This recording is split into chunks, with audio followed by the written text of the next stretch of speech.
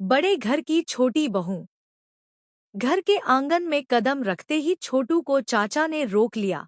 अरे छोटू, तुझे पता है ना, तेरी माँ, तेरी बड़ी दीदी और घर की तीनों बहुएं छोटू दादा के घर गई हैं तेरी छोटी बहू से मिलने।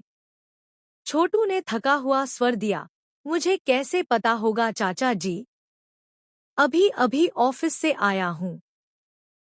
चाचा ने गहरी सांस भरी। पता था, तेरी माँ तुझे बताकर नहीं गई होगी। और तेरी बीवी, वो तो बिना बताए ही चली गई। कितना अपमान कर रही है तेरा। न तेरे साथ रहती है, न तेरा ख्याल रखती है, किसी और के घर रात बिताती घूम रही है। छोटू दादा तो बस तेरी माँ के मायके का एक पुराना जानकार है, और तेरी बीवी वहीं रह रही है। ये हमारे परिवार की इज्जत का सवाल है। छोटू ने शांत पर कठोर आवाज में कहा, पिशमुनी, मैं अहाना के साथ रहना ही नहीं चाहता। उसे साफ कह चुका हूं। पिशमुनी ने हावी लहजे में कहा, सिर्फ कहने से काम नहीं चलेगा, फैसला लेना पड़ता है, जैसे मैंने लिया। मैं अपने पोल्टू की दूसरी शादी करवाऊंगी। तेरी बीवी ने भी तो यही किया, भाग गई, घर छोड़ गई, किसी की परवाह नहीं की। इसलिए मैंने तलाक के कागज पर दस्तखत करवा लिए हैं। अब तू भी अपनी जिंदगी आगे बढ़ा। छोटू ने गहरी आवाज में कहा, मैंने अहाना से कह दिया कि हमारे बीच अब कुछ नहीं बचा। परिवार की बड़ी स्त्री आगे आई।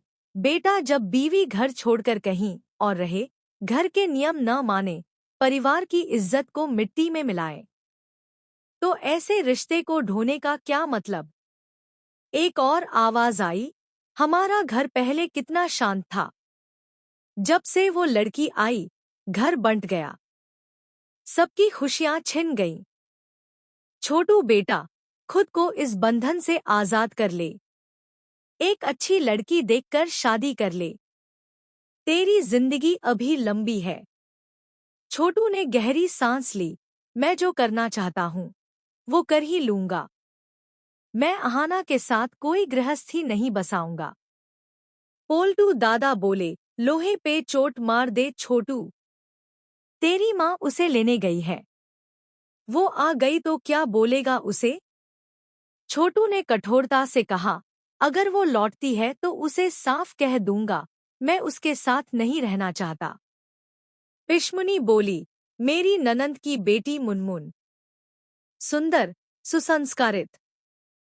तेरी माँ नहीं मानी थी पहले, मगर अब सोच ले, रिश्तेदारी में शादी बुरी नहीं होती। छोटू ने जवाब दिया, पहले मेरा रिश्ता अहाना से कानूनी रूप से खत्म होने दीजिए, उसके बाद सोचेंगे।